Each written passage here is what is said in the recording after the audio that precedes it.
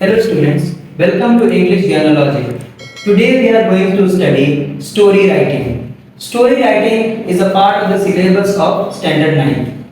So in story writing we have 5 criteria, 5 topics we have: how to start and how to end the story, and also the body part. So we start with the characters. हमारे characters कौन कौन से हैं? First of all, the protagonist means the hero of the story, जिस पे story based है, जो story में अच्छे काम करता है. हमारे हर story में एक hero और एक villain होता है, and the hero is the protagonist. And the second one is antagonist. Antagonist is the villain of the story, जो हमारा villain होता है, गुंडा. And ये एक या एक से ज्यादा भी हो सकते हैं. It can be a group of characters, it can be one also. हम देखते हैं कि a group of people just go towards the hero and they hit him, they fight with him. So antagonist हमारे villains हुए जो story में problems create करते हैं. The second one is the setting of the story. The setting of the story is the physical surrounding. कहाँ पे story based है? एक हम स्टोरी लिखने आए एग्जाम्स में कि एक स्टोरी हमें लिखनी है on the fair of a village. तो अगर एक विलेज में कोई मेला है तो पूरा सेटअप वो विलेज का होगा, वो हमारा शहर का सेटअप नहीं होगा. एंड विलेज के सेटअप में मेला अलग होता है एंड शहर के सेटअप में we see the fair is different. So हमारी फिजिकल सराउंडिंग्स हमें क्या कहती हैं और वहां हमें क्या दिखाना है, क्या बताना है, that should be clear. The third one is the plot and the main part. Plot होता है पूरे स्टोरी का बॉडी, the body जिसमें everything is written. Everything is written there right from the exposition. Exposition means the background. Background story की क्या है, story कहना क्या चाहती है, the start of the story. Initiation कहाँ से हुई, that is the exposition. The second one is the rising action, जहां से एक्शन की शुरुआत होती है. The struggle of the hero starts. Story में क्या करना है, क्या नहीं करना है, what we are going to write, और हीरो का क्या पार्ट है, and all the characters are built up here. The third one is the climax. Climax is the most important part of the story. सारा जो excitement हमारा शुरू होता है in the climax. क्लाइमेक्स में the struggle goes on, और वहां पे पूरे तरह से सारे कैरेक्टर्स की सेटिंग होती है कि उन्हें क्या करना है एंड एक्साइटमेंट कैसे लाना है. जैसे कि आपने कोई स्टोरी लिखा कि एक फेयर है, एक विलेज फेयर है, वहां एक बच्चा खो गया, तो हम लोग वहां पे बच्चे के खोने का वहां से शुरुआत करते हैं. वो कहाँ खोया, वेयर डिड ही लूज, और वहां उसके बाद वो जाता कहाँ है, वो किससे मिलता है, नहीं मिलता है. That is the part of the climax. Then comes the following action. The following action is the part जहाँ क्लाइमेक्स में जो जो चीजें हमने की थी उसे क्लियर किया जाए. हमने लिखा कि बच्चा गुम गया, बच्चा खो गया इन द फेयर. अगर बच्चा गुम गया तो अब उसके साथ क्या हुआ, जो भी हमारे लूज एंड्स थे जो हमने कंप्लीट नहीं किए थे वो हम फॉलोइंग एक्शन में आके कंप्लीट करेंगे. वहां हम कंप्लीट करेंगे कि बच्चा मिला किसे, उसने क्या एफर्ट लिया कि वो कंक्लूजन पे पहुंचे, और पूरा का पूरा स्टोरी हम लोग लास्ट पार्ट पे धीरे धीरे कंक्लूजन की तरफ जाते हैं. And the conclusion is the part जहां हम लोग स्टोरी की अंत करते हैं और हम लोगों को पता होता है स्टोरी में क्या होना है. The struggle comes to the end. Hero की स्ट्रगल खत्म होती है, बच्चा अपने पापा मम्मी से मिल जाता है, story comes to the end. So these are the 5 parts of the plot. Now the theme. Theme हमारा होता है the idea, the subject and the concept. What is the concept of the story? Story में कहना क्या चाहते हैं, story कैसी है हमारी. एक बहुत सारी स्टोरी होती है, रोमांटिक स्टोरीज, बहुत सारी स्टोरीज होती है जो हमें कुछ बताती है, कुछ सिखाती है, कुछ समझाती है. लाइक मैंने जो अभी एक स्टोरी कही तो लॉस्ट चाइल्ड आपने पढ़ा होगा मोमेंट्स में. हमारा फर्स्ट चैप्टर ही है मोमेंट्स बुक की स्टैंडर्ड 9th में. उसमें क्या हमारा स्टोरी बताते हैं कि हमारे पेरेंट्स जो हैं हमारे parents are the utmost things, जो सबसे प्रीशियस थिंग है इन दिस वर्ल्ड। हमारे सबसे प्रीशियस थिंग कौन है? हमारे पेरेंट्स हैं। हमको बच्चे को देखते हैं, हम लोग बच्चे को शुरुआत से सब कुछ अच्छा लगता है, he wanted everything from the fair, but last में क्या होता है? उसके पेरेंट्स जब खो जाते हैं तो पेरेंट्स को ढूंढते हैं, तो वो वहां पे the idea, the subject and the concept is that. So हर तरह की स्टोरी की अलग अलग आइडियाज होते हैं, अलग अलग कंसेप्ट होते हैं, हमें उस कंसेप्ट को लेके we have to answer. And the last is the conflict, the problem, the turning point. कभी भी कोई भी स्टोरी हो और द टर्निंग पॉइंट नहीं है, ऐसा तो हो नहीं सकता है। जब तक स्टोरी अच्छी जा रही होती है, हमारे जो देखते हैं, जो श्रोतागण होते हैं या फिर जो पढ़ते हैं हमारी स्टोरीज को या जो मूवीज देखते हैं, वो क्या चाहते हैं? थोड़ा सा तो टर्निंग पॉइंट आए। अगर सीधे अगर हमारा जो हार्ट बीट का ये होता है वो सीधे रहे तो इंसान मर जाता है। जो फ्लक्चुएशंस आती हैं लाइंस में, हमारे लाइफ लाइन में, तो मजा आता है जिंदगी में। वैसे ही फ्लक्चुएशंस हमारे स्टोरीज में जब आते हैं, जो प्रॉब्लम अराइजेस, अरे हीरो को झगड़ा हो गया विद द विलेन, हीरो से विलेन के पट नहीं रहे, हीरो को अपने भाई से पट नहीं रही है। अरे हमने जो स्टोरी लिखा है इसमें बच्चा खो गया, बच्चा तो खुश था, बच्चा को कुछ मिल नहीं रहा था in the fair, mummy papa उसके कुछ खरीद नहीं रहे थे, but the story was going on very easily, smoothly. वहां पर क्या है? एकदम कॉन्फ्लिक्ट आ गया, बच्चा वहां पे खो गया। अब बच्चा खो गया तो स्टोरी वहां से चेंज हुई। So these are basic things जो हम लोग स्टोरी में लिखेंगे। हमें स्टोरी बनाने के time it's very easy to say कि हाँ एक स्टोरी राइटिंग लिखनी है, हमारे पास एक टॉपिक है and we are going to write that. वो कहना बहुत आसान है, वो हम आराम से एक टॉपिक दे देंगे, बच्चों को कहेंगे जस्ट राइट दैट, बट बच्चों को वो क्लियर होना चाहिए हमें लिखना क्या है। So these are the points you have to keep in mind. And basically हमें 3 पैराग्राफ्स में लिखने होते हैं द स्टोरी। स्टोरी को हम 3 पैराग्राफ्स में लिखते हैं and we are going to discuss that further. हम फर्दर उन सब चीजों पर बात करेंगे कि एक स्टोरी में हमें क्या लिखना है, क्या नहीं लिखना और कहां पे क्या लिखना है। And also the marking scheme, marking scheme हमारी क्या है story. So I think this part of the story is very clear to you. If you have any problem regarding this, you just write in the comment box. You are feel free to write anytime, and we are going to answer you. So as we proceed further, there are 3 points. 3 तरीकों से, 3 तरह से हम लोगों ने बांटा है story writing को।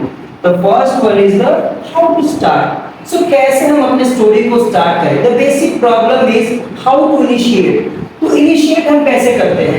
बहुत साल पहले जब हमारी दादी अम्मा, नानी अम्मा हमें स्टोरी सुनाती थी तो क्या कहती थी? बहुत साल पहले एक राक्षस हुआ करता था, एक समय की बात है, एक गांव में एक बुढ़िया रहती थी।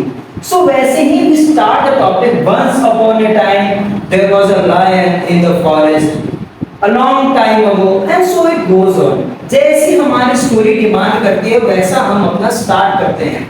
जैसे कि हमें स्टार्ट कभी-कभी करना होता है एक लड़के के बारे में, there was a boy who lived there, और कुछ ऐसी स्टोरीज जो कि हमारे क्रिटिकल स्टार्ट मांगते हैं, वैसी स्टोरीज को हम वैसा स्टार्ट देंगे।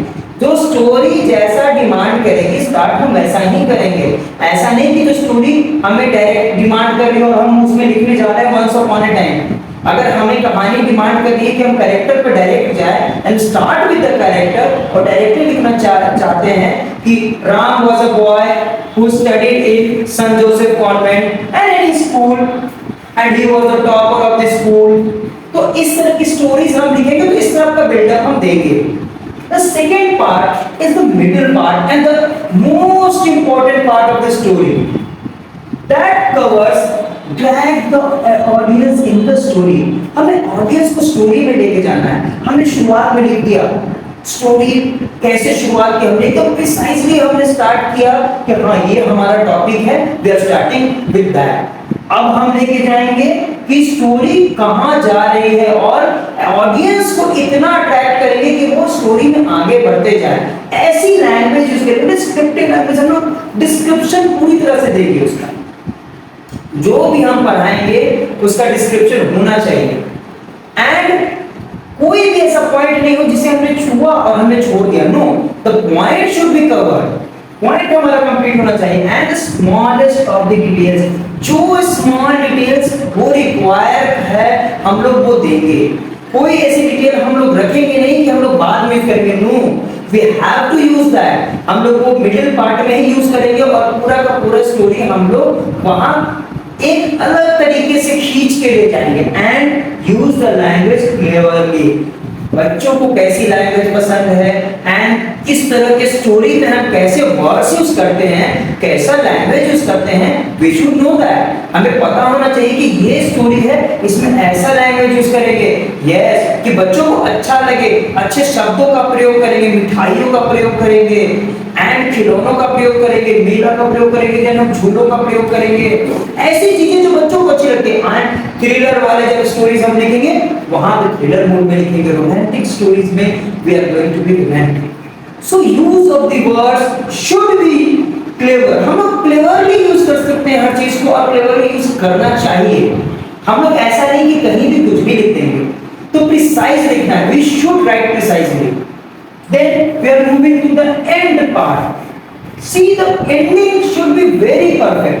Perfectly हमें wrap up करना है उस स्टोरी को। और प्रॉपर डिजर्विंग एंडिंग का मतलब हुआ ऐसा नहीं कि हर स्टोरी को हम अच्छा ही एंडिंग दे, happy ending. No no no, the story अगर वो डिमांड करती है कि हमारा जो एंड हो वो सैड हो, तो इट शुड बी सैड। हम वहां ऐसा नहीं कि लो से छोड़ देंगे। नो, कभी कभी हमारी स्टोरीज अच्छे से एंड भी नहीं करती, दे एंड सैडली, और तब भी हमें बहुत अच्छे पॉइंट्स, अच्छे रिव्यूज मिलते हैं। सो जैसी एंडिंग स्टोरी डिजर्व करती है वैसा हम लोग एंडिंग देंगे। We are not going to mash up. हमें इधर उधर मिक्स नहीं करना है। जो परफेक्टली जो रिक्वायर्ड है at the situation, we are going to do that. So I think it's clear.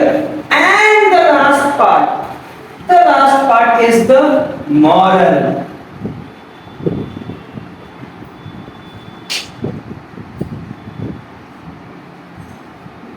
Moral. The moral of the story. The moral of the story. हमने जो स्टोरी लिखी है उस सबसे लास्ट में एक दो line you should write the moral of the story. वो आपको एक्स्ट्रा पॉइंट फेच करेगा, एक्स्ट्रा मार्क्स फेच करेगा। आपने स्टोरी तो लिख दी, लेकिन क्या आपने स्टोरी को समझा? आपने जो स्टोरी लिखी है उसका मतलब क्या है? What is the meaning? So हमें बहुत ही क्लियर होना चाहिए कि हमारा मॉरल स्टोरी का क्या है। और we are going to mention in 3 paragraph के बाद we can mention with a line, एक लास्ट लाइन हम लोग यहाँ जोड़ लेंगे और वहां पे मॉरल को जोड़ लेंगे और हम लोग मॉरल बताएंगे। So I think everything I have covered in the story. And story writing में क्या होना चाहिए, क्या ना नहीं होना चाहिए, we are clear. So if you want to ask anything, you can ask me in the comment box. And आगे we are going to discuss further कि कितनी तरीके के स्टोरीज होनी चाहिए, कैसे कैसे स्टोरीज होनी चाहिए। बहुत सारे topics we are going to discuss, बहुत सारी वीडियोस आएंगी, बट परफेक्टली कैसे लिखना है you should be clear। मैंने पूरा का पूरा कवर कर दिया है इस वीडियो में। And now I am going to discuss the marking scheme. So you are going to write everything, that's good, but marks कहाँ से आएंगे वो ज़्यादा important है। First of all, title and the moral of the story, 1 mark। 1 marks हमें मिलते हैं proper title to the story. We give a title to the story। अगर हम टाइटल देते हैं, अच्छा एक टाइटल स्टार्टिंग में लिख देते हैं, वो एक अच्छा पार्ट हो जाता है हमारा कि अरे ये टॉपिक है, ये जो हमारे चेकिंग करने वाले टीचर्स होते हैं या हमारे ऑडियंस है वो देख लेता चाहिए इसने टाइटल लिखा है, टाइटल इज गुड, चलो ये रिटन है टाइटल, अच्छी बात है। देन कंटेंट, जो हमारा बेसिक कंटेंट है, हमारा जो हमारा टॉपिक हमसे मांग कर रहा है वो कंटेंट में हमें कमी नहीं करनी चाहिए। जो भी लिखना है the smallest of the details we are going to write, और उसके हमें 4 मार्क्स आएंगे। Then comes the expression. Expression पे हमें 5 मार्क्स आएंगे। क्या है स्टोरी में, किसका क्या व्यवहार है, वो क्या करना चाहता है, स्ट्रगल्स कैसी हैं एंड एंडिंग कैसे हैं, सब कुछ एक्सप्रेस हमें वो पूरे टॉपिक को जब हम एक्सप्रेस करते हैं we are getting 5 marks for that. So it is of 10 marks and हमें क्लियर होना चाहिए कि हम क्या क्या कितना लिखेंगे तो हमें कितने मार्क्स आएंगे। ऐसा नहीं कि we are getting the topic and going to write, कुछ भी लिख दें and we are getting the marks. Everything should be clear and jotted up and points बनाना सीखो।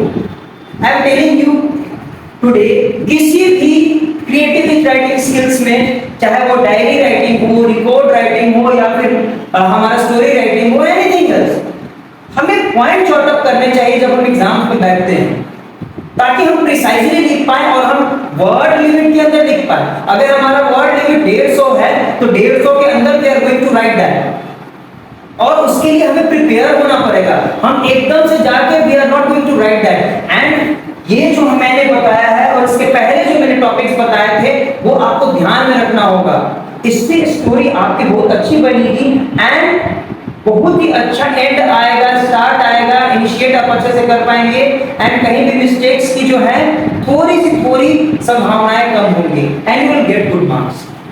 सो I think everything is clear in story writing. और story writing में हमें और कुछ पढ़ने की जरूरत नहीं है, you just have to practice. और प्रैक्टिस में आपको कभी भी कोई दिक्कत आए, please feel free to talk to me through my channel, I am available any time. So we are going to wrap up this video today. Please like and subscribe my channel English Gyanology for more videos. Thank you.